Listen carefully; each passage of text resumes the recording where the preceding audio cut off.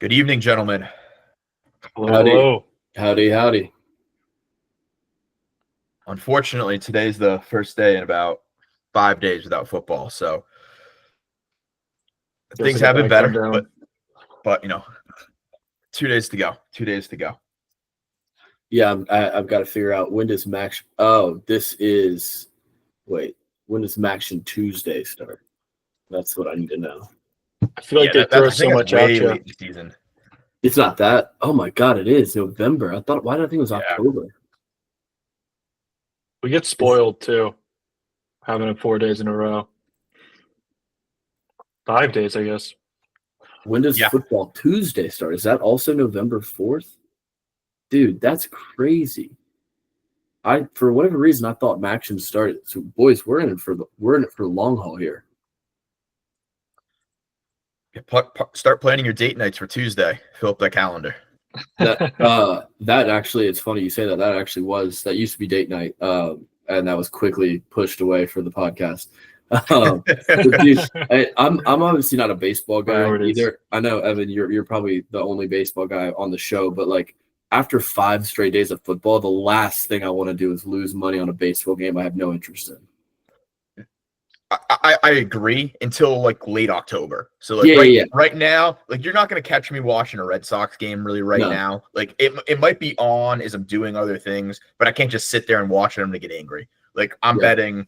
I'll just start betting every at bat, like home run this half inning, and you just start losing money left and right that way. It's not a good idea. There's definitely a huge knowledge gap between now and the playoffs with baseball. I feel like I start to get a sense in the summer. Just because there's nothing else, and then football starts, I black out, and then the playoffs are back, and I'm like, oh wait, yeah, the Dodgers are good. Well, this time or I guess not this time, but next summer we'll have the U.S. World Cup, which will be cool in one sense, but probably terrible because we suck at soccer based on our recent performances. But that's for another show. Sure is. Yeah, this is our official week 2 of the double episode week, and I think this is going to flow a little bit better.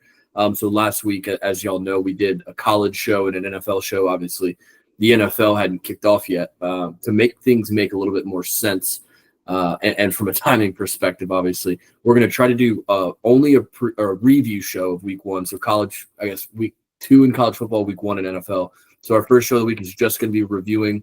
Second show is going to be previewing. So we're going to try to keep things a little bit more streamlined for the listeners. Obviously, this is our first go, and I make zero promises or any inclination to make any promises about the quality or the content of what you're about to witness. But just remember, you clicked the link. And also remember, there's very minimal research, so it's kind of just off the cusp. Yes. I'm gonna say bare minimum. Yeah, you'll definitely hear some of that as we go through. But without further ado, boys, do we want to kick it off with college? We want to kick it off with NFL. Where do we want to go this week?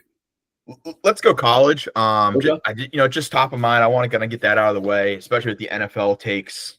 Still kind of digesting a little bit of that. So start off with some college, get us going on the football stuff, and then we can dive into the NFL to wrap things up. Yeah, well, I'll let you kick it off, Evan. So, do we want to jump into categories right away? Do we want to just digest some of the games? You put the notes together this week. So what do you want to do? Let's jump right into some of our segments here today, and I think that's going to kind of open it up for us to recap the games as well as we kind of go along.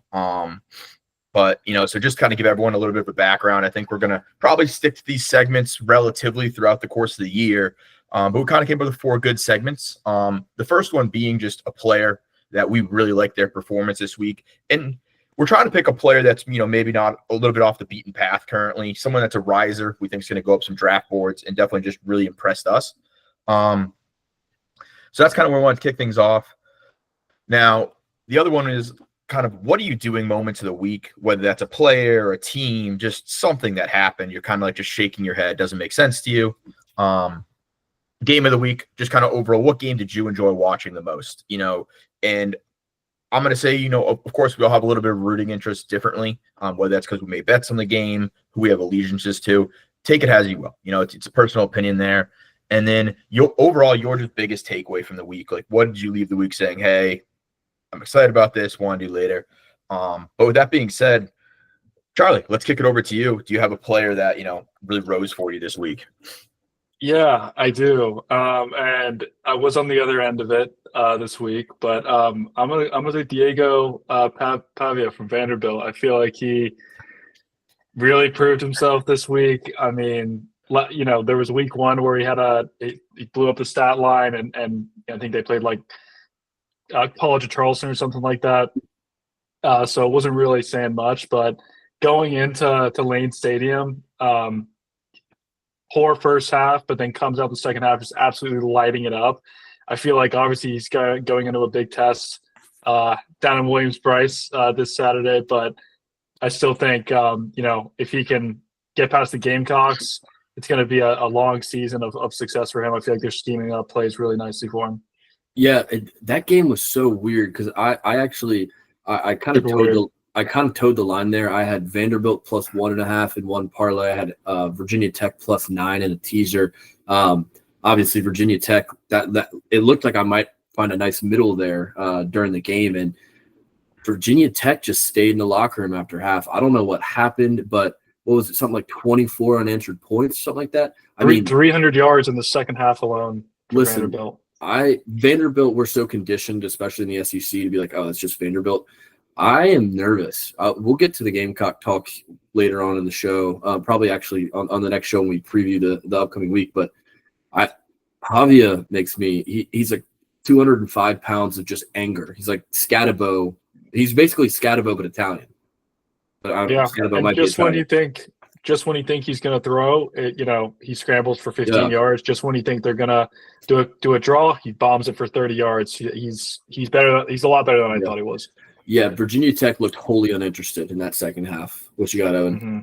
Yeah, I mean, I agree totally. Pavia is just – I love the way he plays football. At the end of the day, he's just a guy you kind of want in the locker room. I think they're really rallying around him as a program. I mean, especially I feel like some things were said at halftime. They came out firing. I mean, of course, you can say what you want about Virginia Tech. They came out flat. They played like shit in the second half. There's no way around that. But I also think some of that's Vanderbilt just played a lot better and kind of deflated Virginia Tech as well. I think some of that plays into it. And then once you're rolling, you lose that home field advantage. But yeah, no, I love that take, Charlie. Yeah, and the Virginia Tech fans I'm friends with, they are low on Brent Pry. I don't know what's going to I don't know what the expectations for Virginia Tech this year, but it's not looking good. While we're on this game, though, I do want to give a huge shout-out to, obviously, Pavia is a dog, but the job that Clark Lee is doing at Vanderbilt, again, we're so conditioned to consider Vanderbilt as just like a whatever, like, we don't care about this team. They're the worst in the SEC, blah, blah, blah, whatever you want to say. Clark Lee has been the only coach in at least my football lifetime where I'm like, okay, he's got something going on. I would be shocked, depending on how Vanderbilt finishes, obviously, I'd be shocked if he's not somewhere else next year because I believe this is Pavia's last year of eligibility, if I'm not mistaken. But I'd be shocked if Clark Lee's not at a bigger job next year, which sucks for Vanderbilt fans because they finally have some success. But especially they just don't have, you can say what you want about Vanderbilt. It's, I guess, good for them. They're making the strides, especially in the SEC. But the backing of the program just isn't there compared to what he could get offered other places. And I just don't think they're going to be able to put enough behind him and, tell him, hey, we got these, 4 or 5 things coming down. It just wouldn't make sense for his career to stay there right now. So it makes a lot of sense. And I do think they're trending in that direction with how I see them finishing this year. I mean, and we probably will get to this game at some point, but like a guy like Billy Napier at Florida, who's already fired, he's just kind of walking on his deathbed. You plug in a Clark Lee kind of guy. I mean, there's been no rumors of this. I'm just off the top of the head. You plug in a Clark Lee who could have success at Vanderbilt and give him backing at Florida. I mean, he already knows the SEC. So here's my thing on that. I don't think Florida's going with that kind of coach this time around. I think they've gone that tried and true, like the up and coming guy. I think they're ought to go with a guy with a much bigger reputation. Try to steal somebody from a bigger school. I just think they're done with these building guys. I mean, I could be wrong, but I just see them Vanderbilt's having still those in some the little more SEC, though. experience. I know, but I just feel like they want someone with a lot more experience. Like, just I don't know. Do they pull Urban out of retirement? That's like something like that. Like I see them just throwing the bank at somebody after what they've gone through with the last few coaches. That's where I'm at with Florida on the head If coaching Jim, spot. if Jimbo wants to get back into coaching, he already knows Florida. And, Yeah. Evan, what do you got? Biggest riser of the week? Yeah. So for me, I mean, in riser, I think it's a little tough for this guy, but a guy that really proved himself and I think just played a really good football game, and that's John Mateer at Oklahoma. Yeah. I think he kind of did what he's consistently done all throughout his career at Washington State, but there was so many question marks. This is really his first big, obviously it was an SEC Big Ten matchup, but when all the lights shone on him, that was probably the most game day this week. And he just showed up. He showed up. He played a really good game. I thought he was consistent throughout, made the plays when he had to. And I think it's an Oklahoma team that looks very solid all around. Maybe not the best team in the country. I don't think they're competing for a national championship this year, but they just looked like a really good team, the tough team that you don't want to play in any week of the year. Yeah, I agree. Go ahead, Chuck. Feel like it was a different side of the story. On the Michigan side, I thought I saw Bryce arguing with his teammates. So, two different stories going on the sidelines there. And, with that being said, of course, I think Mateer capitalized in those moments. And under, Bryce, that's a true freshman starting that's been the best football player on the field that he's been on for, 18 years of his life. Like, he's never had to face adversity like that. So, Listen, does it say a little bit about his character and what you're going to see? Maybe, but it's also his first time facing that adversity. So it's like, how does he recover from that? Like, it's a learning experience. Does he keep doing that? Does he go down the Spencer Rattler path and have to take a few years to get it? Or can he figure it out year one? Which will tell you a lot about his career. I do think, it's his, like you said, Ev, it's the first time that he's not the best player on the field, probably in his young football life, but it's also his first road game. It was game day. Venables has not been a good coach, but he does scheme up a defense. He does scheme guys out of offensive game plans for sure. He's good at that. Sharon Moore is a dodo bird. He does not know what he's doing. So I tend to give Bryce Underwood a little bit of leeway. I do also think that they called an offensive game plan with their hands tied behind their backs. They just did not seem like they. I've heard a lot of people say it didn't look like they trusted Bryce. I don't know if I'd say that, but you never know. It didn't look like they trusted their game plan, and they were just trying to be really, really conservative with a lot of what they did.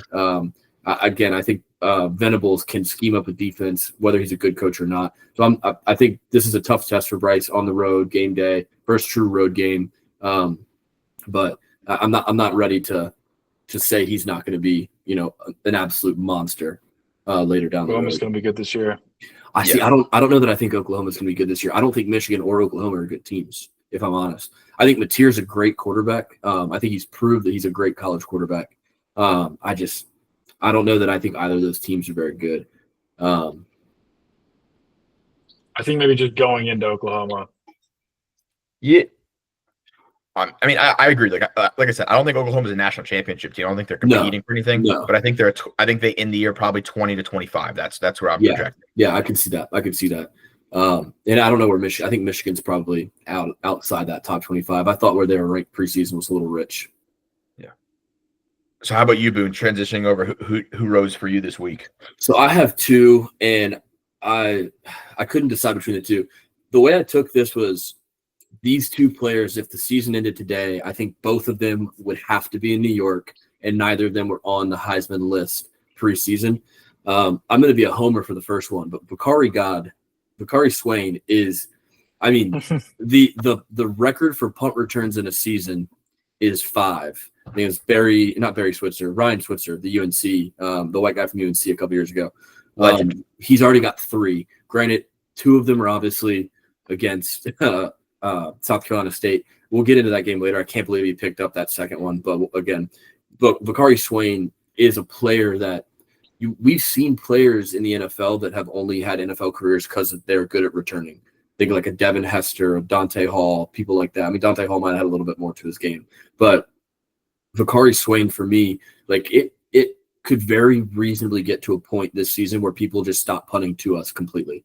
And it's interesting because he, if I'm not mistaken, he muffed that first punt in the Virginia Tech game. I believe them. And now the next 3 he's had, absolute animal. He's so good at punt returns. the return team is obviously helping him out. Like the blocks, we talked about it in the Virginia Tech game, the shieldings rather than the blocks. But Bakari Swain is a guy that was relatively untalked about outside of Gamecock circles, I felt like. He actually got recruited as a cornerback and receiver. He's that good. His hands are that good. But if the season ended today, he is a Heisman finalist, and there's no arguing that. He's got 3 touchdowns, all punt returns. And my second guy, this is a guy that it was known.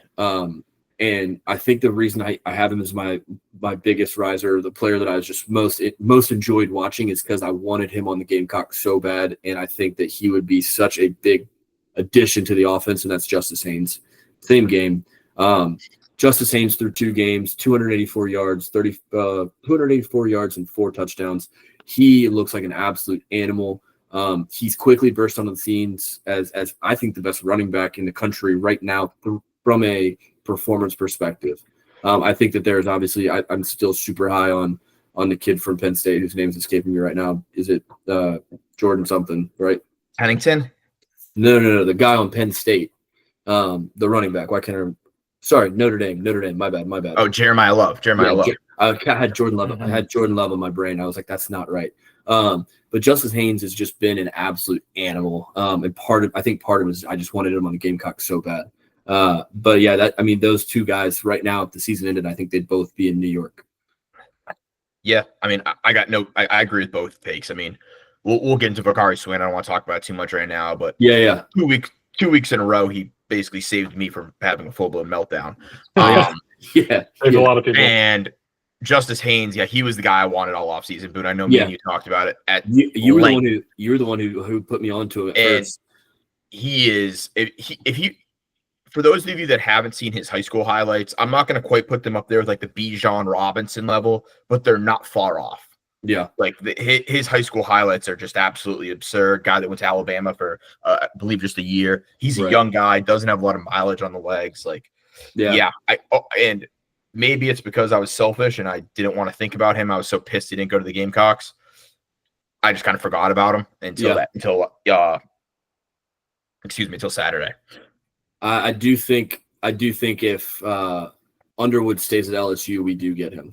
Like if Underwood doesn't change his commit, I do think we have a better chance. 100%. Oh, 100%. 100%. Yeah. So, but that'd be quite the move. Yeah. Charlie, we'll just kick it back to you. We'll have you start again. What was your "what the fuck are you doing" moment of the slate? I have a feeling we're gonna have all similar ones.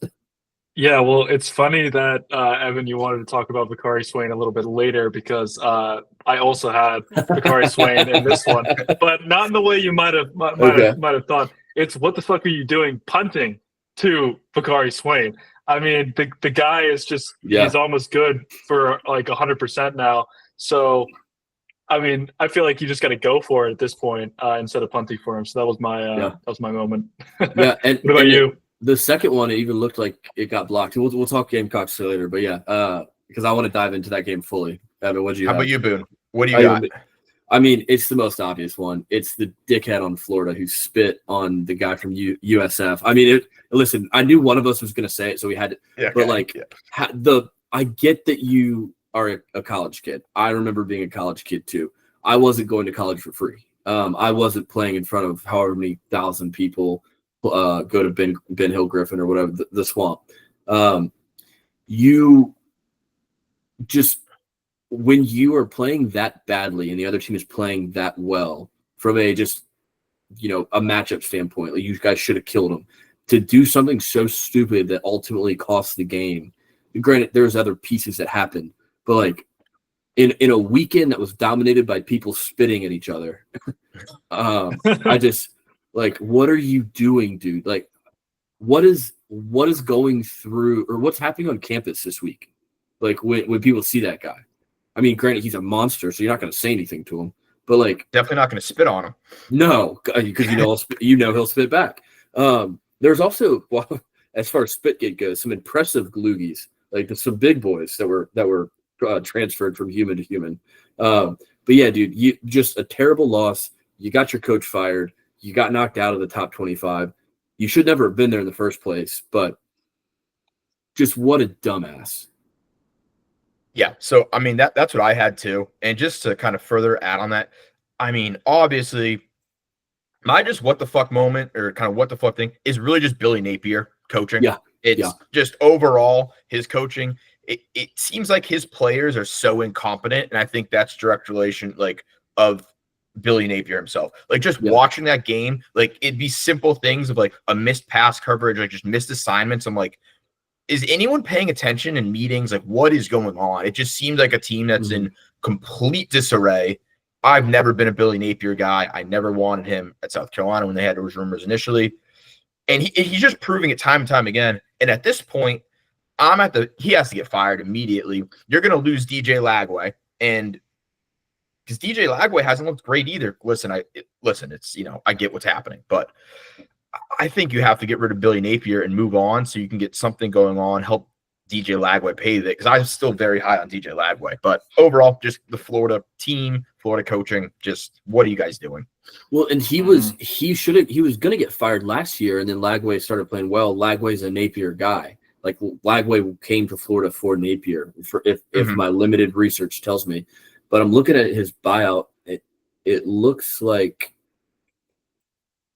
he signed a 7-year, $52 million deal. It looks like the buyout's 19 and a half, call it for easy numbers. Florida's got 19 million. Come on. I wonder what they're waiting on. That's got to be it, right? I don't know where they would go from here. I think the problem is they don't want to give up this season. Like, 'cause listen, you're not winning a national championship. Like, obviously, they're not probably going to do anything this season anyways at this point. But I think they want to have a direction, have someone lined up. Like, hey, this person's going to step in as our preliminary. At least have something, thing like that. Because I think they probably, and we'll get to us here in a minute, are like us and came into the season really high and are expecting to compete. And so they didn't have a backup plan in place, which is idiotic. But I think that's the situation, and it's probably going to take a week or two to figure that out. Yeah, but let's give some, while we're on this game, let's give some credit where it's I was just about to say. Yeah, they look great. Yeah, kick it off. I mean, I feel like South Florida, as someone who had Florida this weekend, I'm not too proud of that. But yes, I mean, South Florida last week, they looked great.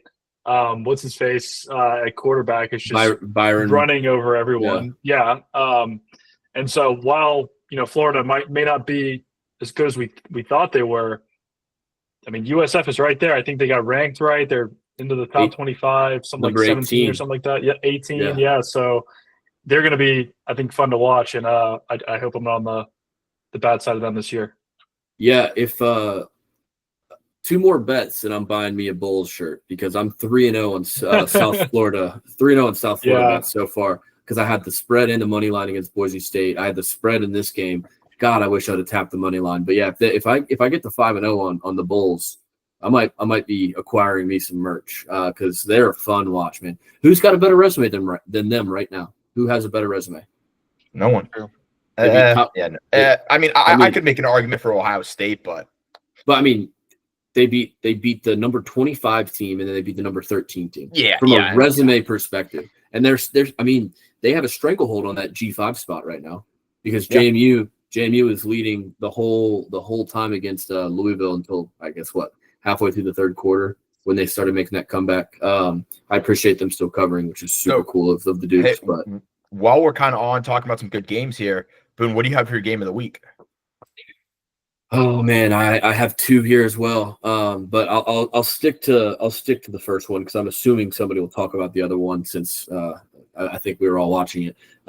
It's the return of the cowbell. It is Mississippi State. Mississippi State getting out early on Arizona State, a team that I think they had 7 1-point win, or 7 one-score wins last year. There's an element of luck that comes with that, right? And Brandon Walker on Unnecessary Roughness was going at Kenny Dillingham. They had some playful back and forth, I think, which was really funny. But him just riling up the SEC fans, Dillingham, with some of his content, with some of what he was saying all week. Mississippi State came out 17-0. Then obviously the second half starts and Levitt looks like a beast. I think Levitt was on my short list of Heisman long shots this year. He looked bad all game. Mississippi State had him in fits. The Cowbells were completely messing up the Arizona State offense. But then Arizona State finds it. They're running the ball down the throat, end up taking the lead. But what was awesome to me about this game was, one, Mississippi State didn't give up. They had the wherewithal to put their heart and soul into that last goal line stand to force the field goal. And then, what was it, a 51-yard bomb that was like not a Hail Mary, just a blown coverage to win the game. They have already eclipsed their win total from last year. That game was awesome. The first big top 25 team to fall out of the rankings completely. That I think was a little bit shocking to people. Maybe the first chaos of college football. But I thought this game was awesome. The Big 12 is insane right now. It's wide open. And kudos to the Bulldogs for what they did. Yeah, no, I love that take. And I know you said the Big 12 is wide open right now. I'm going to go to a team I was pretty high on going into this week. And also, it was really a great game. It was a great rivalry game. Kansas, Missouri. Obviously, I had a rooting interest in Kansas. Really kicked ass to start the game. It was a game of kind of just streaks. And Kansas just didn't finish the game well. At the end of the day, they were poised to have a great finish. The 11-point victory is a little bit deceptive. The game was a lot closer than that towards the end, through the whole second half. But it was a really fun game to watch. I'm glad that rivalry's back, and I hope it kind of continues. I got on the bad side of it with some betting. I'm going to get into that later tonight on the parlay it cost me. But oh, no, that was the only leg?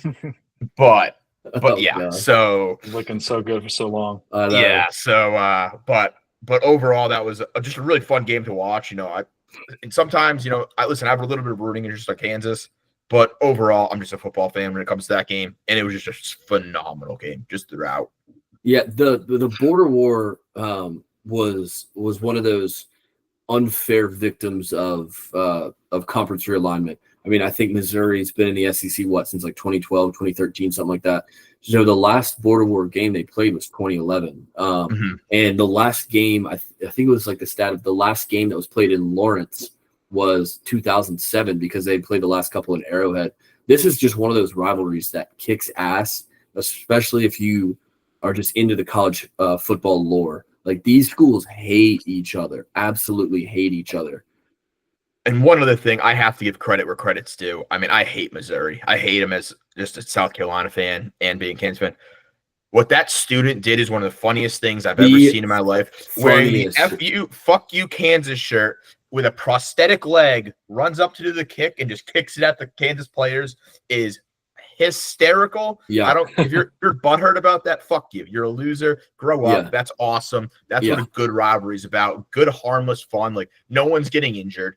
Yeah. It's not like he's like missiling it out. Just awesome. Just incredible performance from that guy. Got to tip your cap. Yeah. From a South Carolina perspective, I really wanted them to lose that game too. Because Missouri, that I know it doesn't count as an SEC loss, but it does count against in the playoffs. We talked about that last week. But yeah, great game. Bo Perbula might be an issue. He might be an issue. It caught fire. Well, I'll take us home with my game of the week. I feel like this was definitely top of mind for a lot of folks, but Baylor SMU. Yes, thank you for bringing that one up. Yeah, absolutely lights out. I feel like there were 100 points in this one. The Baylor quarterback, I'm pretty sure, threw for like almost 500 yards. Jennings was electric as always. I think this is one that you could have probably turned off in the fourth quarter. Yeah, there were quite a few of those this weekend, but this was definitely one of them. You blinked and Baylor were already right there, tied up, and then took it to overtime and just stole the win right from under SMU's eyes. So that was one I think we all had money on. So that was a nice treat for us all. Yeah, the boys had the Bears. This was just the college version of the Bills Ravens game, which we'll get to in the NFL part. But yeah, this game kicked fucking ass. I'm glad that somebody brought it up because this was the other game I had. Some people will feel bad when college kickers miss huge kicks. I am a sadistic asshole, and I thought it was hilarious. Granted, I was on Baylor, so I thought it was hilarious. But this game meant a lot more to Baylor in the Big 12 race than it did to SMU in the ACC. Would you all agree with that? Yes. because I don't see SMU Had as I don't see SMU as a legitimate Yeah. contender in the ACC. I do see Baylor as a legitimate contender in the Big 12. So I got to get to that here. I don't, and You there's don't one see reason. the defense. I think the Big 12 is a one pony race, boys. Utah, I think Utah's running the table. they might. They just might. They are. Maybe Texas Tech, because that's my preseason pick. Yeah. I guess I'm not going to throw them away yet. But I've watched Utah play, and I mean I know they're playing not very good teams right now, but I mean they just look so good. They do. Is it too late for Cam Rising to hop back in there? They better hope he doesn't, because Devin Dampier is a monster. Utah is very good. I wish I had the foresight to pick them, because Kansas State is aging like milk. As my Big 12 pick. That was they're done. Yeah, they're out. Yeah, they're out. I was fooled. I was fooled. I was fooled, and that's gross misconduct. Utah is absolutely a monster. But I still think Baylor has more of a chance in the Big 12 than SMU does. I agree. I've never been high on SMU. I just don't. No, me neither. I don't see it with them. I've seen them play in person a couple times. They're just nothing to write home about. Yeah. With that being said, are there any other games you guys want to dive into here before we jump to the Gamecocks? Well, we do have one more. We got one more category. Did I miss that? Jeez. Okay. Yeah. I'm excited to talk about the Gamecocks. My apologies. And I'll kick things off. Here with my overall takeaway from the week, outside of I really wish Justice Haynes was a Gamecock. There were a lot of teams I felt like this year, coming into this year, that had legitimate shots at the national championship. My biggest takeaway is I think there's now 2, maybe 3 that have completely pulled away from the pack. And those teams being Ohio State, LSU, and Oregon. And the big 2 in my head right now are Oregon and Ohio State. Ohio State has just handled business. Obviously, they beat Texas in week 1. Their defense is probably the best defense in the country, at least right now. What they did to Grambling, 70-0, is not surprising. They're just handling business, and Sayin got some more reps. But the disrespectful ass kicking that Oregon gave to Oklahoma State, which is a once proud program, 69-3, I think it was. Yeah, 69-3. Dante Moore looks really good. Dan Lanning's a good coach. To me, there are 2 teams that are head and shoulders above the rest of the country, with LSU being that 3rd team that's like kind of hanging around there. Clemson has looked bad. Florida State has looked good, but it's still too early for me personally. I just don't know. Miami, I'll never trust Carson Beck. Alabama looks like crap. Georgia doesn't look great. Penn State hasn't covered yet. Oregon and Ohio State to me are just the 2 heavy favorites right now, and especially Oregon, I was not expecting that. So the teams separating themselves this early is my number 1 takeaway from week, I guess, 2.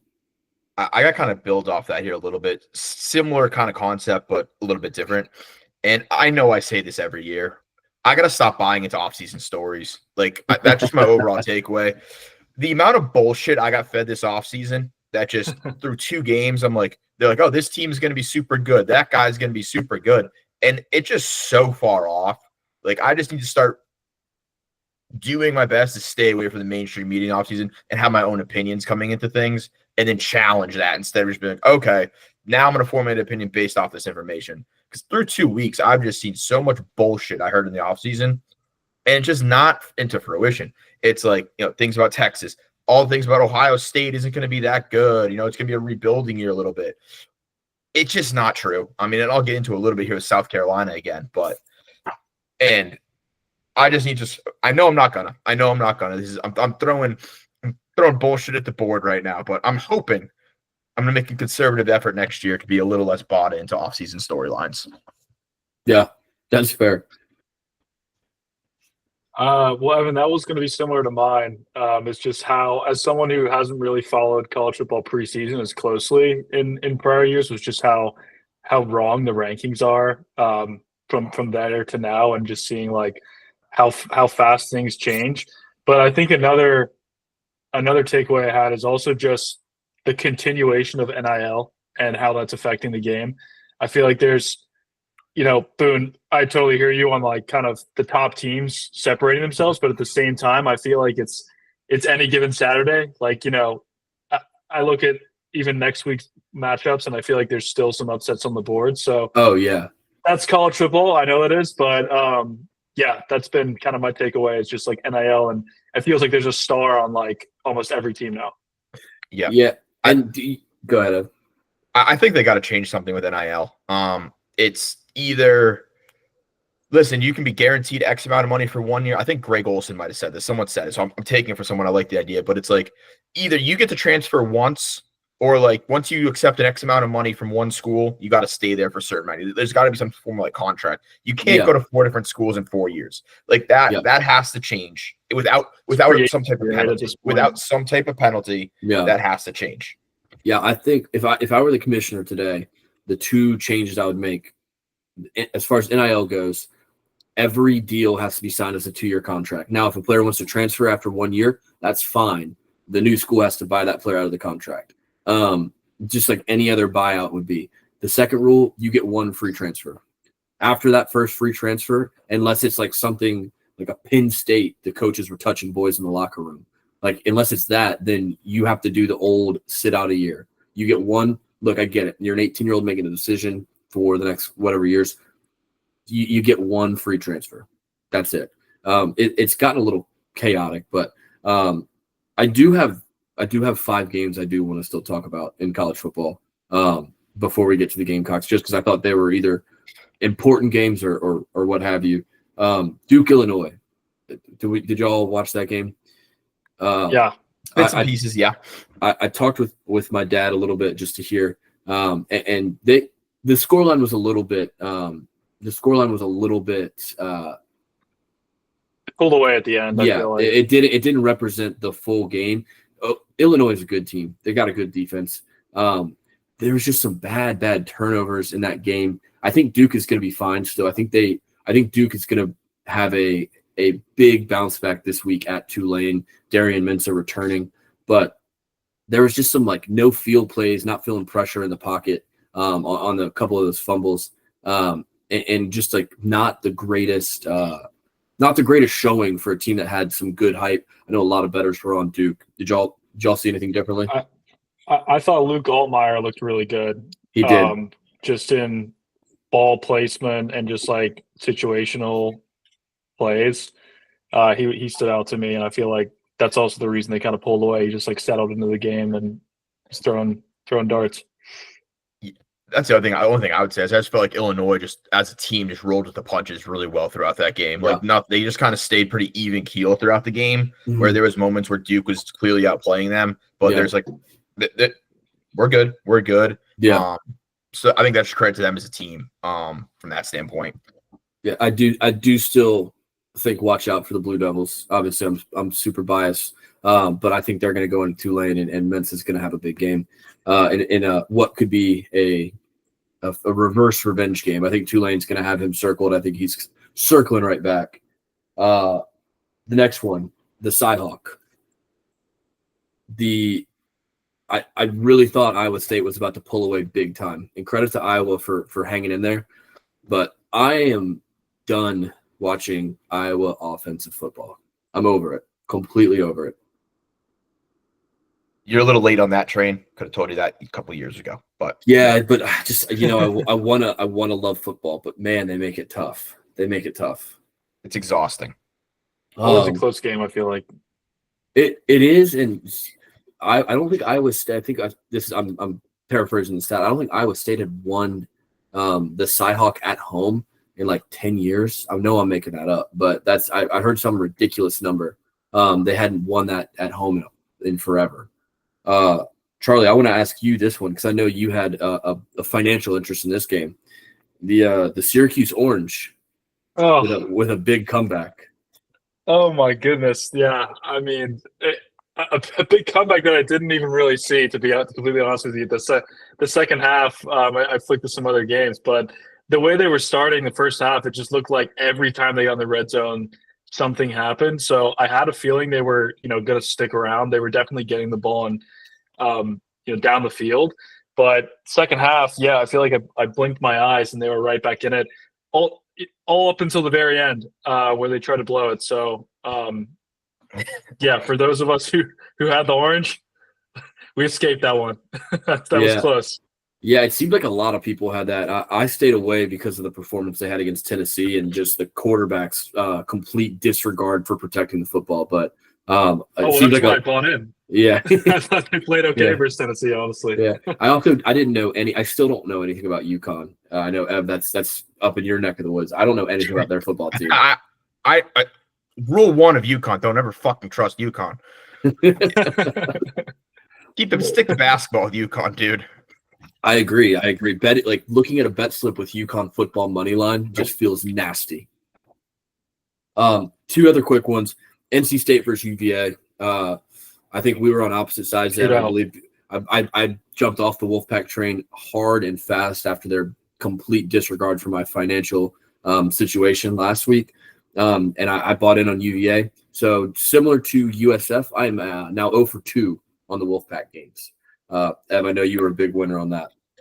Yeah, I mean, that's one of those games where I liked what the Wolfpack did, and they just fucked me week 1. But I will give that kind of team a second chance when I'm betting. If you just fuck me, but you still win the football game, that's okay. Like, you don't cover a spread. I'm not going to ruin my heart with you. Now, if you fuck me like Boise State did, you're dead. You're just dead to me. You're not coming back. So NC State, do I trust them? Because, I mean, I kind of stressed most of that game. That wasn't a comfortable win by any means. But, you know, I thought it was a really good football game overall. It was actually a pretty fun game to start the day. It was awesome game. That's what we got to talk about. There was one point on Saturday. I had 4 good football games on my debut. Like 4 good ones going on. And I wasn't even watching the Syracuse UConn game. So there's probably 5 real good games on at one point. What were you had Baylor, SMU, NC State, UVA. What were the other 2? Illinois Duke was good for a while. Yeah. Duke, Illinois, and then dude, I can't even remember. I watched a lot of football. Yeah, Multiverse is entertaining. Yeah. That was just like a fun we don't play defense kind of game. Like neither team had any even consideration of stopping the other team on defense until the very end. I'll get to UVA in maybe a later segment. That's a bit of foreshadowing for y'all. But yeah, awesome game. And then the last one I want to talk about before I unleash Evan to the South Carolina discourse is Ole Miss good? No. Like Kentucky sucks. Ole Miss isn't good. Like what was happening in that? Austin Simmons looked terrible. Ole Miss looked terrible. And I get every team has their bugaboo team. Like maybe Kentucky's Ole Miss's bugaboo team. I don't know. But I thought for sure Lane Kiffin, being the petty son of a bitch that he is, I thought for sure he was going to try to run up the score. Maybe he did. That might be the bigger concern. But Ole Miss might be a bad football team. Don't hate that take. I love that take to be true. Yeah, me too, because we got to go to the most overrated tailgate site in America later in the season. Easy home at. Yeah, I'm not scared about that atmosphere ever. No. It's an absolute joke. Chuck, anything on that game, or are y'all ready to get into the Gamecock game? No, ready to go to the Gamecocks. Yeah. All right, Evan, go for it. So, I mean, the first things first in this game, before we even get into the game, I just wanted to say a big fuck you to ESPN.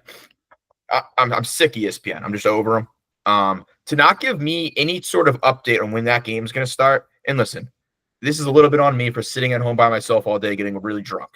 But I was nervous. I was nervous for the game. Like I was excited for the game to start. And I'm not going to go too far into this game. I was all worked up about it. I've decided. I've given it a couple of days. I've rested and relaxed. Vakari God, that's the only thing I'm going to say. Huge positive there. I'm not going to get into too much of the negatives here. I've digested. We kind of looked like this to start the year last year. I am going to give us this weekend. Now, if I have to see that same performance on Saturday this weekend, you're going to get a whole different side of me. I'm going to stick to my word of the year of positivity. Big thing I have heard from the camp is the offensive lineman can't hear the play calls. That's part of the issue. How that's happening, I don't really understand. That's, whatever. Overall, hey, listen, the score is not predictive of how badly we played. That was awful to watch. There's just not really much good you can say apart from Bakari Swain. The offense looked abysmal. But again, there was a rain delay. second game of the season. I hate the play calling again, and I need a complete 180 to happen this weekend against Vanderbilt. Do I think it's possible? I do. I saw it happen last year, and we'll see. That's where I'm gonna leave it. If any of you guys got further comments, feel free. Chuck, what you got? Yeah, I think, obviously good to walk away with the win. I know Troy was giving Clemson some trouble earlier in the day, so I was thinking, oh man, it was all that shit I was talking earlier. Maybe it's coming back to bite me in the ass, but mainly just kind of a little bit upset with what this does to our Sellers Heisman odds. I feel like statistically just didn't have really a great game when it was kind of a one that you'd think he would kind of beat up on the opponent and at least get 3 touchdowns, 200 yards, something like that. But I feel like he really didn't pop up on the stat sheet. I know there was a rain delay. Not even sure if he played the full game, to be honest. But I think he did. He I got taken out in the fourth quarter. Oh, really? Okay. Well, that makes me feel a little better. But yeah, that's my takeaway. Yeah, I mean, dude, 11 for 19, 128 yards and a touchdown, 8 rushes, 23 yards. You can't to have 2 offensive touchdowns against South Carolina State at home is simply unacceptable. Shula, if he truly has been holding stuff back, this weekend is the time to unleash it. What I keep telling myself for this game is expecting to go out at 7:30 and not going out till 10 or whatever it was. Like maybe there was just some juice that came out. The wet field, weird. Credit to the student section for just eating the rain and just being soaked. Like good on them. They brought the environment. You heard Beamer and others talking about how they just sat in the rain for 2.5 hours with, like you said, just no updates. I mean, even the Twitter account wasn't given much. The 2 good things, obviously you talked about Makari Swain. The other one I had is good to see Bendravius Jacobs is alive. That, good to see him having a touchdown and at least getting in the mix. And I also like that we had so many people running the ball, but your top producer can't have 30 yards against South Carolina State. I mean, this was a complete and utter, like if we played Mississippi State or Vanderbilt or Kentucky, they could have clipped us there without question. It took 2 idiotic plays of punting to the best returner in the country twice to save that game and get that thing jump started. But I'm nervous for this weekend, and everyone and their mother is betting Vanderbilt, which I like that. I'm nervous too, and I feel like, but I feel like at the same time, this kind of gives South Carolina a really good spot at home to make a statement. Yeah, because like you look at Virginia, that Virginia Tech game, like people were talking about how kind of we squeaked past them a little bit. We didn't really open it up until the end of the game, right? And then that wasn't a new, really not even a neutral site. Then Vanderbilt just walk in there and absolutely just run all over Virginia Tech. Now Vanderbilt, I think they're like a 5-point spread, right, coming into Williams-Brice. I think it's going to be a great game. It's going to be entertaining and not just a get-back spot for the Gamecocks, but also Sellers, right? I mean, Vanderbilt's going to put up points, I feel like. So it's going to be a game where we're really going to need him to step up too, I think. It has to be. But I'm going back to what you said. I think them not coming out juiced up again, I think I think maybe that's different if we're playing a big opponent. We can keep some of that juice. But you have to do everything you can in your power to get juiced up for an SEC game anyways. But yeah, listen. I'm not going to dive into what I think is going to happen this weekend. I'll foreshadow by saying my word of the year, positivity. This may be the last weekend you hear it from me, but I will say it. And that's all. That's not a wrap on the Gamecocks from last week. Yeah, we cannot have punt returns be how we get jump started because at some point there's a reason the record is 5 in a season. Unless it's his first punt, unless it's the first, they get the ball to start and they punt it to him. I'm okay with yeah. They are so electric, though. They never get old. Yeah, I almost broke my door. Do they punt to Swain this weekend? They can't, right? They can't punt to Swain. I wouldn't, but I hope they do. They do. This is the tinfoil hat, Beamer ball, big brain of me. Just the first punt of the game, send the house. Block it. Sit down. No. Yeah. Okay, we got to move on. Moving on to the NFL. boys. Yeah. All So right. we'll talk Vanderbilt on the next show. That'll probably come out Friday, I assume. Yeah, NFL.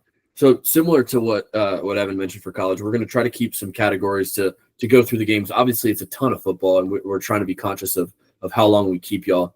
But we got our most impressive performance, and then our current favorite based on what we've seen, and our current worst team, aka your draft and Arch Manning Bowl. We also added one, I think, last second. Ev, is that correct? The take we're most nervous about from last week's show. And boy, do I have some stinkers.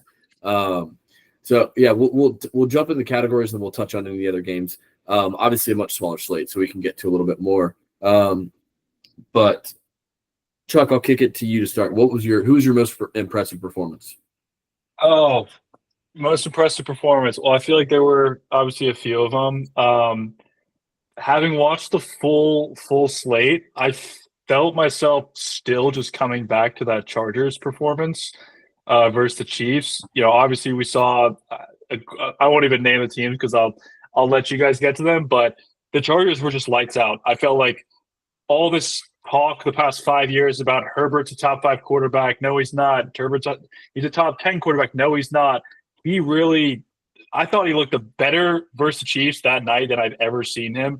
He was making just the throws that we know he can make. He iced the game. I mean, he had the Chiefs running all over the place. And I mean, like, what a life to be living as well. If you're him right now, just in LA, and it's also, yeah, exactly 6'6". It's ridiculous. But I feel like not just Herbert. You now have a good head coach. It feels like he's drafted well. You've got Ladd, which so many teams skipped over, and now he's looking like, almost like a top 10, 15 wide receiver in the league, if not better. Yeah, they've got it rolling, and I feel like, we don't really know how good the Chiefs are, but they're obviously, coming off a Super Bowl. So yeah, they're my most impressive performance. What about you, Boone? Well, let's dive into that game a little bit more before we jump in, because I do have a different one. I think, to your point, Chuck, that was Justin Herbert's best game of his NFL career. Is that crazy to say? No. I mean, he looked awesome. And I watched these games on highlights because I was at a wedding this weekend and I was pretty tuned up from golf that earlier that morning. But, I mean, on that shitty field in Brazil, he just looked like he could not be bothered by anything the Chiefs were doing. So, I mean, yeah, maybe his best performance ever. I think from a best performance standpoint, it definitely is an argument, especially with how consistent it was the whole game. He was just so in control. Like, it was one of his best definitely his best game managing moment of his career for sure. But my biggest question is, how bad is the Chiefs secondary? Like, there's got to be some major concerns there. Maybe he just tore it up. Yeah. But I definitely have my questions. It's one of those things where I can't be concerned with the Chiefs because I've seen them do it too many times. No. It was more so before I give too much credit to the Chargers. Yeah, or to Justin Herbert. However, like I said, I think they're legit this year. I mean, they are my. I also just love that the moment Keenan Allen comes back, it's like he went on this little mini vacation and now he's just returned. And it's like they didn't miss a beat, just right back to getting awesome points. Yeah, my best performance of the weekend was it was the Packers. I mean, they looked like I wanted to say the Colts because I'm a Colts fan and it's a homer pick, but I'll talk about the Colts a little bit later on in the show. The Packers defense took the best offense, top 3 offense. I don't know how it ended up finishing, and they made them look pedestrian. And it wasn't even like just that, because obviously you're going to talk about Ben Johnson not being there and some of those pieces. Ben Johnson coaches up the offense, sure. Ben Johnson calls the plays, sure. Ben Johnson doesn't make the Detroit Lions stout offensive line forget how to do their job completely. Now, I know Frank Ragnow retired, and that's a big piece. He was a center. He was a stalwart. He was a real leader on the team. But the secondary looked great. The front seven looked great. And the 30 or 29, 30 snaps that Micah Parsons got, he was making Penei Sewell look like a dumbass. I mean, they couldn't run the ball to save their lives. They had a combined like 30 or 40 yards. Receiving. Who led their leader in rushing yards was like 25 with Jahmyr Gibbs. They kept him out of the end zone, if not for an unbelievable catch at the very end in garbage time. The Packers' performance, specifically their defense, was that won the week for me. Evan, what do you got? Or do you have anything else in that game? I mean, I was gonna say I thought Jordan Love played pretty well too. Yeah. On top of that, but other than that, I got nothing. I think there. we're finally seeing him healthy, honestly, and that's what it looks like. I think I saw something about Jared Goff is like 0-19 with coordinators who aren't Ben Johnson, and I think it was like Kevin O'Connell or something like that. He's had like 5 coordinators, and he just hasn't won with this because of his that 1 in 16 years, some crazy stat like that. But yeah, the Packers looked incredible, and I feel like they've gone up the board to Super Bowl favorites for honestly some people. So yeah. Boone. So that is what I had as well. However, I'm not going to be repeated, and you're going to get that love you deserve. I mean, listen, I know it's against the Dolphins, and I'm going to get to that in a minute here. But they looked good. The Colts really looked like they played a good football team from top to bottom. I don't care who you're playing. When you play good, solid football like that, like I have to give credit. Charlie, you said it earlier. Indiana Jones, maybe. I know, Boone. I know if you're fully ready to buy into that, but I'll mention it on my segment. But they looked good, and I think Charlie, unless you have anything, I'll let Boone kind of break down the game. I know that's kind of our next segment coming up, so I think pretty good transition there. Just absolute agreement. I mean, I feel like Danny Dimes. This kind of goes back a few weeks ago. I'm not gonna lie. I know that we really didn't like the Anthony Richardson drama, but we did say, what if he's good? What if he's good? It is a possibility, and I feel like this is also potentially, are the Giants cursed? Do 10 players come from the Giants? Because you look at like some of those guys who have gotten out of there. And what if the Colts won a Super Bowl? What if Saquon pulls a Saquon? But Boom, let's hear it. Yeah, listen. So one of the things we're going to do each week is talk about our teams because it's our show and that's why we started it. But I'll break down a couple things on the Colts' performance. I want to start with a couple quotes that really made me laugh this weekend. So this from Xavier Howard, signed by the Colts from the Dolphins as a free agent. On the Tua Tagovailoa first interception where he overthrew Tyreek Hill. Yeah, he gets frazzled when you take away his first read. So he took away his first read, and that's what happened. I'm paraphrasing a lot because I thought my version's funnier than what he actually said. And Cam Bynum said this as well. He was like, listen, Coach Lou told us, Lou entered him at the new DC, if you take away that first read or just jump a route in a way, don't even get to the ball, just make him think something is going wrong, he's going to overthrow a pass. He's going to make a mistake. And that's exactly what it was. This is the other quote, and this had me in absolute stitches. I don't know if I got or if I ate the trash. I hope it's real. Carly Ursay, the new CEO, acting CEO of the Colts, one of Jim Irsay's daughters. Obviously, we've seen the memes and the pictures of her wearing the headset with the play sheet on the sideline. When asked why she's doing that, I have big decisions to make this offseason, so I need to know whose fault it is.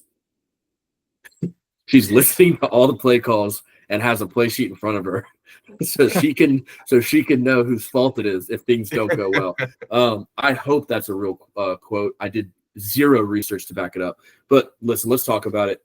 I am not gonna retract my statements on Daniel Jones, not yet. The Dolphins, I think, are a dog shit team. I don't think that I don't think they're maybe the worst team. I think they could be the worst team. But I'll say Shane Steichen called a really good game plan. Daniel Jones operated within that game plan very, very well. With Anthony Richardson at the starting quarterback position for the Colts, their floor is much lower. Their ceiling is much higher. Daniel Jones kind of evens things out. He's never had the quality of skill position players that we've had outside of Saquon, obviously. He's never had an offensive line like we were able to provide him. I thought the offensive line did an unbelievable job protecting. I do think the Dolphins have a solid D-line that can get after the quarterback with Chubb and some of those other guys. Daniel Jones operated really, really well within the game plan. He made smart passes. He got the ball out. He made the right reads. And they force-fed Tyler Warren the ball, which I love. Tyler Love that. Warren is the top 5 tight end in the NFL right now, and I don't think that's that contentious of a take. Obviously, I'm biased, but overall, this game was awesome. The defense played great. Latu had an interception, which was incredible, especially when you take him over Quinyon Mitchell, which I still don't think was the right move last year. Jonathan Taylor, something to watch. He took it, I think it was early in the fourth quarter, maybe midway through the fourth quarter. The game was in hand, and he kind of bowling balls through the line and comes down weird, kind of like in like almost a downward dog position, and gets hit at the top of his back. His neck kind of cracks like that, and he stayed down for a second. We didn't see him the rest of the game. Now he was on the sideline. He was fully dressed. DJ Giddens got the rest of the snaps. Obviously, it was 33-0 at that point. There's no need to put him in, but something to watch because next week is against what I think is the best defense in the NFL in the Denver Broncos, and you're going to need a guy like that, obviously, to play. If Daniel Jones can play even close to what he did against the Dolphins, against the Broncos, I will walk back some of them. I'll order the crow off the menu if that helps people out. I just need to see it against an actual defense I respect. But want to know, first time since 2013. I'm pleased. Where you guys want to talk to your teams now? Not really. You definitely had a hot start compared to Evan and I. Evan, why don't you go? Evan, why don't you talk about your number 7 seed Patriots? Yep. So I'm going to go ahead and I'm going to put 2 segments into one. That's the take I regret the most. Tried being a homer, bit me in the fucking ass. I will not back up the Drake May take. I'm not down on Drake May yet. He didn't play bad necessarily. I mean, listen, it is what it is. This team has zero heart. It was evident from the fucking get-go. Every time the Raiders needed to make a play offensively, they just punched us in the mouth and made it. There was so many dumb, stupid errors, and I'm going to give him a pass as well. Will Campbell blew the game in the fourth quarter. Blew the game in the fourth quarter. 2 sacks, 2 just awful penalties. And he played a great game up until that point. But I'm not going to say that cost us the game, but, it definitely had it weighed a lot. It was a rookie. I loved his press conference after, just straight up and owning it. That's all you can ask for in that situation. But I just don't think this team has any heart. They do play in the worst division, so that gives me a little bit of upside. But overall, there really wasn't too many positive takeaways for me. It was just a game where nothing they did was, oh, this makes me excited. It was a loss where it's like, man, this team's probably going to be pretty fucking bad this year kind of loss. Like, just had moments. Drake May made some nice throws. I think there's a little bit of receiver talent there, but they couldn't string anything together consistently. I didn't like how much Ramondre Stevenson was involved. It felt like he was just kind of dead weight almost compared to like when TreVeyon Henderson was out there, but maybe that's just I'm really high on TreVeyon Henderson. Overall, just a really bad football game. And this is from someone who's like, I think the Raiders might be decent. The Raiders didn't look good either. There's just not much. Like, it'd be one thing if the Raiders kicked our ass, and I think they're a good football team. I think Genty's legit. I think Genty's absolutely legit. Brock Bowers, see about that injury as well. Hoping for the best. I haven't heard any updates there. He's super exciting to watch. He ripped us to shreds whenever he was on the field, like unbelievable. But yeah, I just don't have many positive takeaways. I mean, I'll give it a couple weeks, but unlike the Gamecocks, my word of the year is not positivity. Someone was texting me like, "Hey, are you freaking out like the Gamecocks game?" I'm like, you know what? No, I just don't think. I think I overhyped it a little bit this year. Yeah. They're not there yet. They're a couple years away at least. I miss Tom Brady. That's how I'll conclude that. Yeah, so I want to touch on something you said there a second ago. After 1 week of football, do you think the AFC East is the worst division? I don't think it's particularly close. Really? Okay. I think there's 3 dog shit teams in it and 1 really good team in it. I'm not ready to say the Jets are dog shit. I think the Steelers are also dog shit. I don't disagree with you. The Steelers are dog shit. So I guess I'm listen. And here's the thing: the Jets. Listen, the Jets are going to be a better team than their record shows, but the record's going to be dog shit. So let me back up that trace a little bit better. Okay. I think they're going to lose a lot of games in a classic Jets way, but they'll be a better team than their record shows. But at the end of the year, the record's going to be dog shit. Yeah, that's fair. That's fair. Speaking of dog shit. I'm just kidding. What are you looking at? Jesus. That's for the Andrew Luck wish he didn't retire take. My Panthers. Yeah, I mean, I'm glad I didn't get too high. And I also just want to say it's week 1. Yeah, all right, big time. it is week 1. It's a long season, and I feel like this game was just kind of like doomed from the get go with the rain delay. Didn't really like what I saw from the defense. We just let them run the ball all over us. But what I think was something we can all take away, like as Panthers fans, is probably the first time I've ever seen a quarterback and a receiver just really like gel in a game with Bryce and Tet. I mean, Tet still caught like 75 yards. He was making insane catches. They were like really good routes as well. I feel like he's going to be an absolute problem. So that's what we got to look forward to. Then on the other side of the ball, like the Jags, I wasn't super crazy impressed with Trevor Lawrence. I feel like he could have cooked us for even more. I think he might have even thrown for like under 200 yards, but JC Horn had a crazy interception, which some people are talking about. It's like early interception candidate of the year. Go Cox. What a lot of people don't also realize is that interception, if he wouldn't have done that incredible play, I think that was a Travis Hunter 70-yard to the house play. So a lot of people saying Travis Hunter didn't really show up, but you take away that crazy one-handed grab, and I think he would have had a huge day. So, all in all, defense seems the same, but I think we got a lot to look forward to on the offensive side of the ball compared to prior years. Yeah. Yeah. I go ahead, Evan. No, you can go. I'll give it to you. I want to get ahead of something because after we finish up on some of this, we'll talk about the take we wish we had back. My Panthers as the breakout team, as my breakout team, is not the take I want back. I am not down on the Panthers just yet.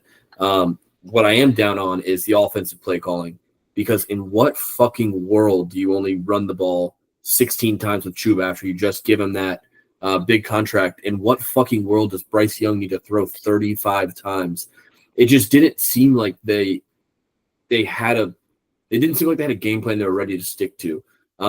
I do think that both these teams left a lot to be desired out there. But I have much worse takes than the Panthers being my breakout team. So I'm standing firm. I still think the Panthers figure it out. I still think they finish second in that division, not anywhere near the playoffs anymore. I think that they maybe finish with 6 or 7 wins as opposed to what I was thinking, maybe 7 or 8 wins. I'm not selling my Panther stock, not yet. The other thing that I wanted to mention on this game, Tank Bigsby traded yesterday to the Eagles. Yeah, I know that didn't impact this game, but yeah, Tank Bigsby. I think Shipley for the Eagles got hurt or something, and so they got Tank Bigsby. As the guy who took ETN and late in a couple rounds of fantasy drafts, I love that for him. But I also think that Bashul Tootin, the other guy, I think that they might be a little high on him. So interested to see how that shakes things up, because Tank Bigsby, I do think, is an improvement over Shipley, obviously. And I like ETN getting all those yards. But anything else on this game, or we want to get into the takes we wish we had back from me and Charlie? Let's get into those takes. Yeah, and then I guess we'll recap, finish the NFL segment off with our NFL, our Super Bowl favorite, as well as our worst team as well. Yeah, the take I want back, and I looked back at what I had written down from last week, and I have some stinkers. I still don't believe in the Rams, but man, I've got to maybe walk back that Chargers take a little bit. It was never that I didn't think the Chargers were good. I just thought the Rashawn Slater injury was a lot bigger. It didn't seem like they cared. They handled business. Joe Alt. Yeah, well, I was never worried about Joe Alt moving there. I was worried about how that move would affect other pieces. Obviously, their 2 tackles are I believe in both of their tackles when healthy. I didn't think that Joe Alt moving to the left tackle spot would make that a weakness, but because I think that's what he played in college, didn't he? Correct. And he won't be moving there. He won't be moving. 10 years from now, he's going to be a starter. No, I'm predicting he took Slater's job. Slater's not getting it back. So you don't? Are they going to move Slater to the right, or what? What do you think there? Because Slater's a beast in his own right. I'm not going to make that call for them. I just think it's a Tom Brady, Drew Bledsoe situation, and I don't think Joel ever leaves that spot because it's his natural position. Yeah, that's fair. That's fair. But yeah, the Chargers they kind of moved without it being a big problem like I thought it would be. I do think we should give ourselves some credit and maybe look at the takes we might have gotten right after this segment at some point, because my Emeka Egbuka Offensive Rookie of the Year take is aging like fine wine. Yeah, it is. But as far as this segment is concerned, yeah, the Chargers did not take kindly to my slander. Those are my boys right there. Chargers look good. Chargers look good. I think my take is definitely going to be an overreaction, but I guess that's why we're calling them, takes we're concerned about. Not completely written off because it is week 1. But I think Joe Burrow and MVP is officially in trouble as of week 1. Didn't have a good week. I feel like because he's Joe Burrow, no one's really talking about it. The Browns defense is obviously really solid, and that game was just kind of a strange one, right? It wasn't, there wasn't a lot of offense going on. Feel like it just kind of died in the second half. But I feel like the reason I'm more so concerned is because of just how good Josh Allen and Lamar looked. Obviously, they played each other. Obviously, it was a super high-scoring game, but Lamar looked like Lamar, just even better. And Josh Allen might have found something in Keon Coleman. I mean, yeah. I feel like Keon Coleman was playing like I haven't really seen him before. He seemed to be his guy on a lot of plays where he really needed to go to, someone he can trust. But I feel like those guys are just playing at an insane level. And if we could have a situation with the Bengals where like all 3 guys got paid, now what? Yeah, I don't know. I hear you. Let's talk about that Bengals Browns game while we're here. The Browns deserve to win that game. God, that was tough. I mean, I was a Browns +3 better, so I was, or +3.5 better, so I was happy with what happened anyways. It makes you feel for Myles Garrett, but Joe Burrow, I hear what you're saying, Chuck. I'm not selling my Joe Burrow MVP because he does this every year. I'm not selling. Yeah, I know the drill. He could have won it last year, even with it's just for whatever reason they just don't like September. I don't get it. He just doesn't, and he doesn't like playing in Cleveland either. Yeah, I think, again, it's more so just like what I saw from – I mean, maybe even more so Josh Allen than Lamar, but I just don't really know who's stopping that offense this year. Like the Ravens defense looked incredible in the first half. I know they kind of fell off towards the end of the game, but, man, is he just good at football. Like he can do it all. And when you look at Keon Coleman coming up, it's they're going to be a threat. Yeah, last thing I want to mention on this Browns game before we just should dive into I know we're going out of order, but we should dive into that Baltimore-Buffalo game since you mentioned it. Myles Garrett, Browns take. Myles Garrett rocks. I mean, he's so good. He almost had 3 sacks on 3 straight plays. That's it. Poor guy. I mean, he should have gotten credited for it just because how ridiculous it was. But I've got a take on this Ravens-Bills game. I got a take. Game of the year, week 1. Because it might be. It might. Yeah, really. It might be. It might just be. That's not my take. Okay. I have my take is I know the Ravens fell apart. I know the defense looked bad down the stretch, and I know Josh Allen put on his cape and ended up winning that game. I have lost absolutely zero confidence in the Ravens as my Super Bowl pick still, and I don't know why. I don't know how to explain it. Agreed. I think. How could you? They looked unbelievable. I still think their offense looks better than they just stopped playing. The Bills. They just stopped playing. They just stopped playing. They did that dodo bird shit that they do sometimes at the end of games. Well, they are Ravens. You got to think about that. I know. They are. They're named after a poem. Those are descended from dodo birds. So. Yeah, and their team is named after a poem. So that's that's what you get.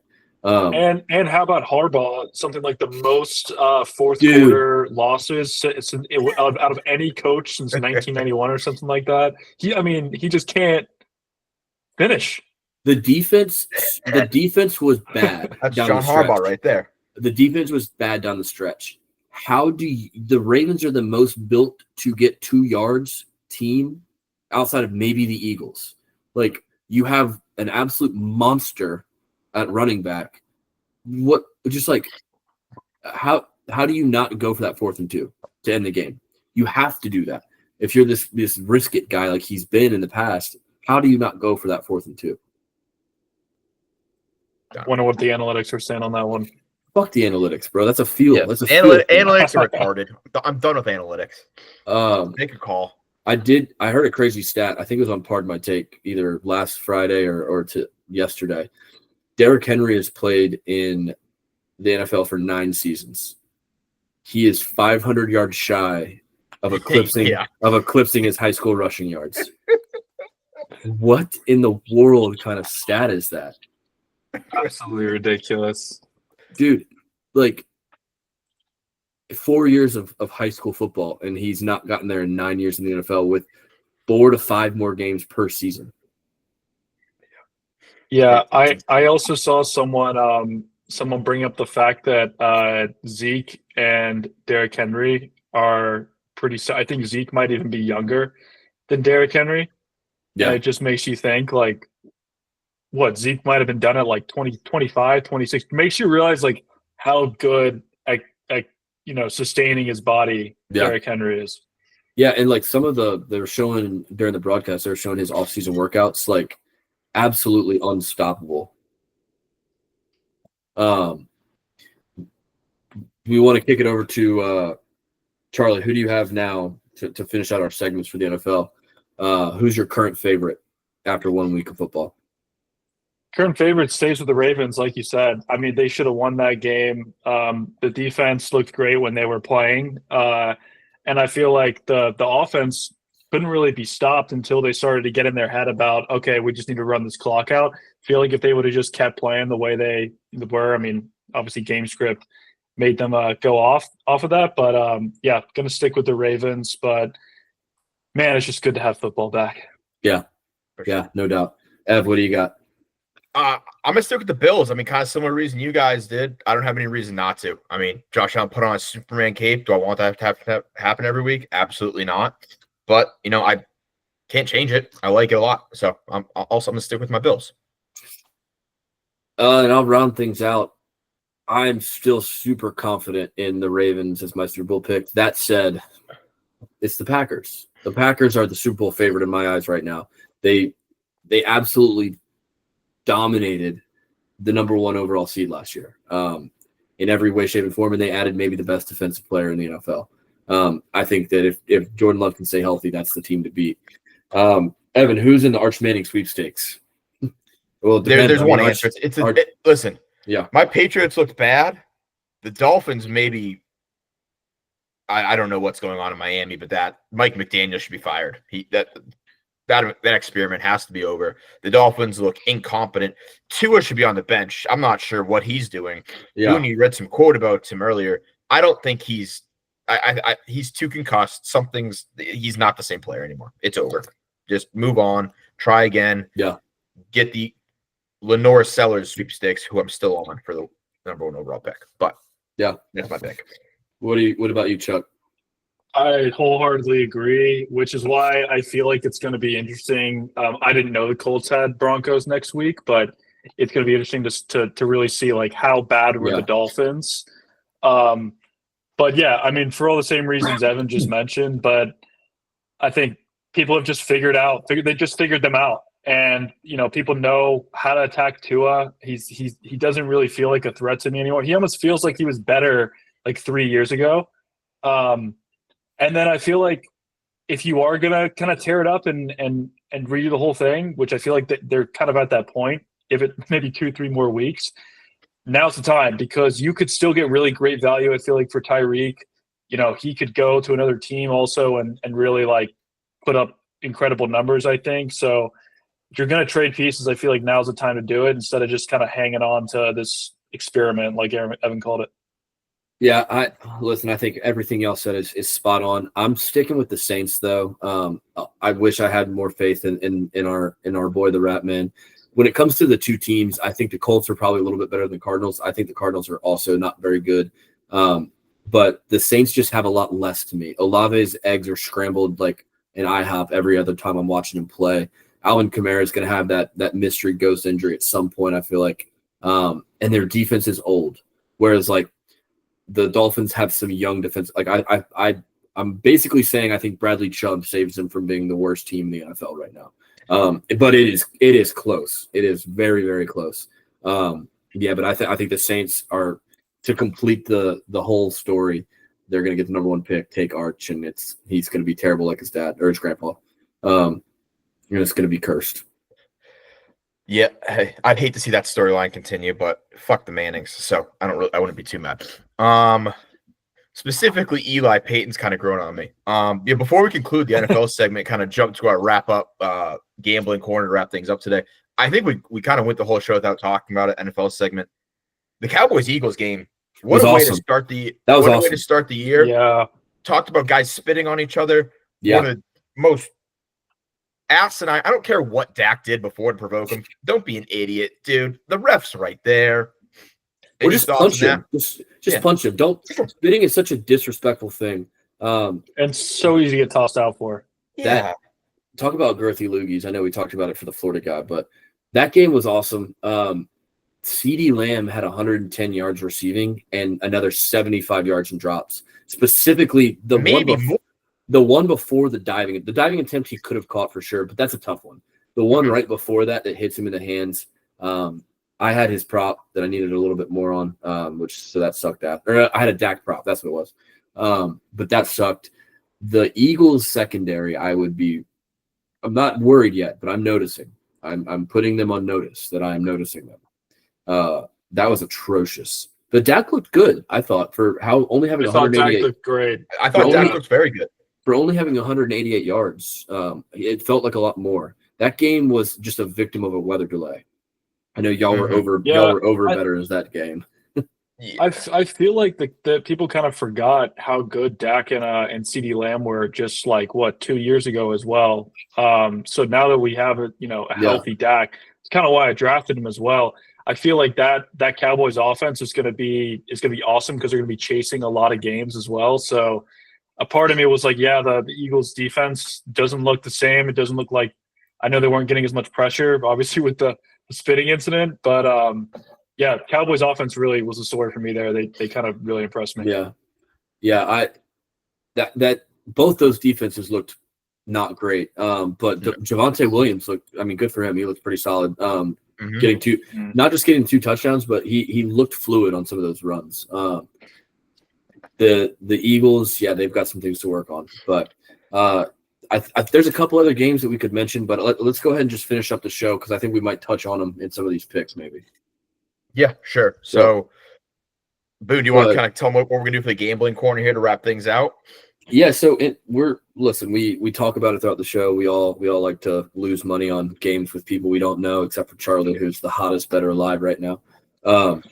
We wanted to finish up each review show with our best bet, our worst bet, our sweatiest win, and the worst loss. And this goes for both college and NFL. Just kind of close the whole loop.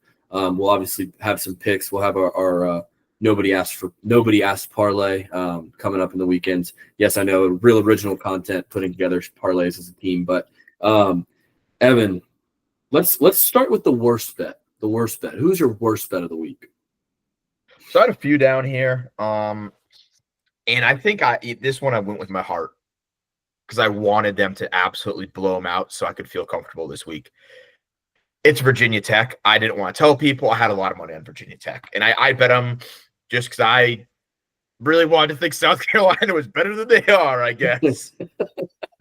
And man, oh man, did I didn't look at it because once the South Carolina game started, my zone, I stopped. When South Carolina's on, I will not watch anything else. That's just how I work. I won't look at my phone. Just that's how I am as a fan. So when I went away, I think Virginia Tech was in a game. Next thing I know, I'm like, oh, fuck, what the hell just happened? So that sucks. That just kind of that's all there is to it. We talked on it a little bit, but that was my worst bet. Just not even close. What about you, Chuck? Oh man, that's funny, Evan, because I too had a lot of money on Virginia Tech, and I feel like just got so tunnel visioned into like Yeah. how Virginia Tech played the Gamecocks, and then thinking, oh well, doing the math of how teams should play each other, right? And it's a good reminder to just not go down that road and just really look at the matchup for what it is. But worst bet was, I think for me, Panthers and Jags over. I was so sold on this game being a shootout. I thought this was going to be a Panthers Bryce Young and Trevor Lawrence coming out party. I thought it was going to finish 55 points, something like that, and it was just 10-3 rain delay. It was ugly. The second half there was just no juice. I don't even know if there were like fans in the stadium by the end of it. I think it ended like 36 or something like that as the total. So yeah, that's my worst bet. Boom, let's hear it. I think there was 320 yards passing combined in that game. Awful. My worst bet, very similar to what Evan said, it was Duke. I had them in a lot. I had them in a lot of parlays. I had them in a lot of teasers. I definitely didn't stick to my full units. I might have added 2 or 3 units onto that bet because I wanted them to win. Partially because my pops was there, partially because I still hate that fat asshole from Illinois. But that was my worst bet. I let my heart get in the way of my smart gambling units. How about the flip side of that, Boone? Let's turn it around for you. Yeah, my sharpest bet. Listen, this is going to sound like I'm pandering. Evan, you could have been quarterback of the Indianapolis Colts on Sunday. They were not winning, or they were not going to lose the Jim Irsay game. It didn't matter who was playing. That was unlike the Duke game. I tripled down on that game pregame because I kept just liking it. I liked it before the game, and then I liked it midway through the Jim Irsay stuff. When the roof was down, when the roof got announced down, and Stephen Holder, beat reporter for the Colts, retweeted my Jim Irsay tweet. I tripled down on it again. They were just not losing the Irsay game with the roof open. So easiest bet. Obviously, it was a blowout. We talked about it. Colts money line, sharpest bet. Charlie? Sharpest bet was easily the Vikings, which is probably a game we should have touched on as well. But I mean, really just not a lot of logic behind this one. If I'm being completely honest, I feel like there was a lot of chatter about the Bears this year, but I think like first game going up against that Vikings defense as Ben Johnson, that's a tough one. I feel like to go into, like you had a few. I mean, even Cohen, right, with the Jags got to beat up on the Panthers, but at home, you're kind of thinking, oh, you've got this Caleb Williams project. He's going to turn it all around. And the way they started, honestly, I was thinking, oh, wow, like this is a completely new team. Wow, Caleb Williams looks awesome. He's playing like Patrick Mahomes. And as the game just progressed, felt like the Vikings were right there. There was a few like 3 and outs where I was just like, this is going to turn around. Maybe JJ McCarthy can finally get something going. And obviously he did. But yeah, caught the Vikings at plus 400. Also caught them to lose the first half and then end up winning the game. Probably a contender for sweatiest as well, the way it was kind of coming down to the wire. But yeah, very happy with that one. There were definitely some losers this weekend, but it was good to finish with that. Yeah, and that was, for all the people listening, that was quite a bet, Charlie Hatton. I'll leave it at that. Evan, let's hear your best. So mine was Oklahoma. And I think we touched on this game earlier. I had a lot of money on Oklahoma. I had 5 or 6 units spread across. Listen, none of the parlays I had, and I'll get to that in a minute here, hit because of a certain team. But I just really liked John. I liked the story, going into Norman. I liked the Mateer story of being the older guy, going against the true freshman. I was just really confident in Oklahoma. We touched on it a little bit earlier. I think it was just the veteran presence early season, and it showed out in the game. It was just a game I was really confident in, and it, did get a little questionable there, but just overall, I felt pretty good the whole time riding that bet. Yeah. Well, Evan, we'll kick it back around then. What was yours? Let's go with worst loss first. Let's finish on the sweaty win. Let's finish on a good one. Yeah. So my worst loss is Kansas. They were up, I want to say 21-0 to start the game, just kicking the brakes off of them. And I had a parlay that was $10 to win. I think it was just under $600, maybe something like that. It's like 8 win, just one of those. Just click. I'm just gonna click random teams pretty much. And Kansas just cost me it.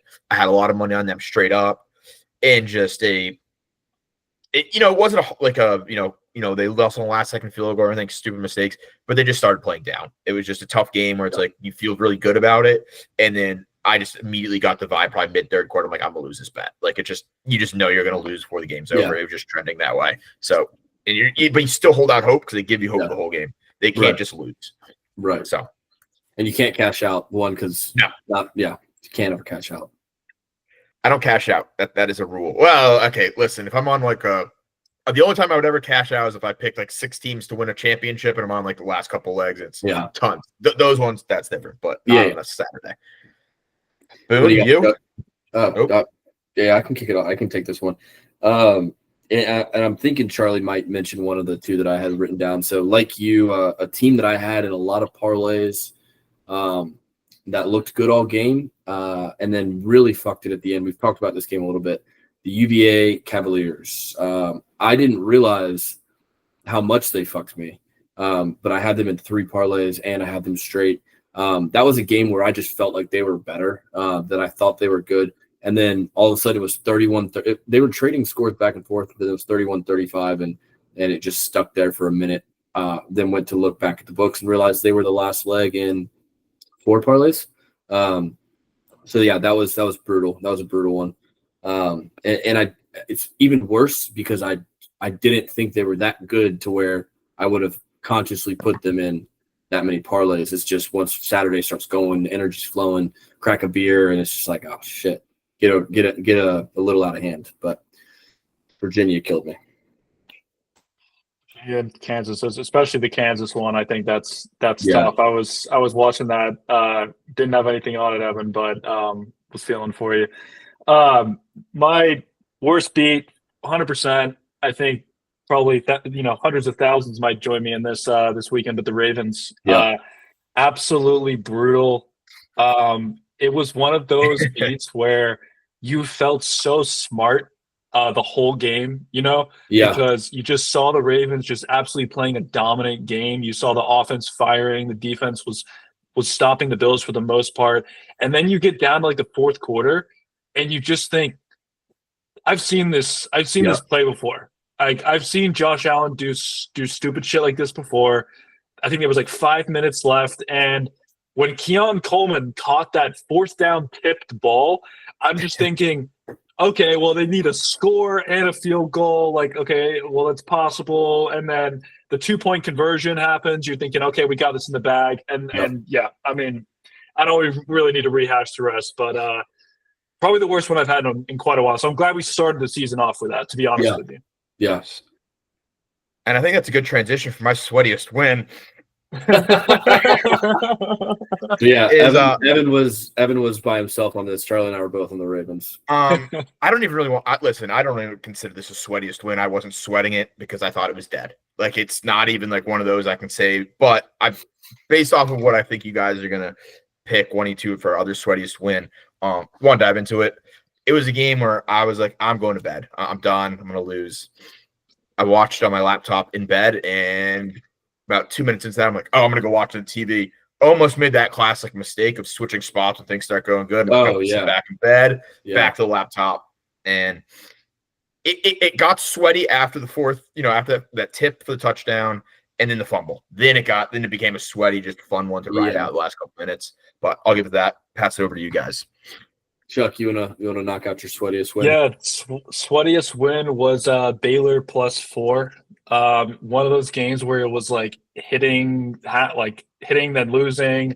There was a lot of like 3-point shifts in the game, and then completely they were out of it, and then bang, we're right back in it. Now we're in overtime. I'm thinking of the field goal. I'm thinking of the 2-point situation. My head's spinning, but we pulled it off somehow. And I think that was one where once it hit the 2-point, I knew that I was in the clear. So that was kind of a good feeling of like, the game's over for me. The actual game is not over, but it's over for me. Yeah.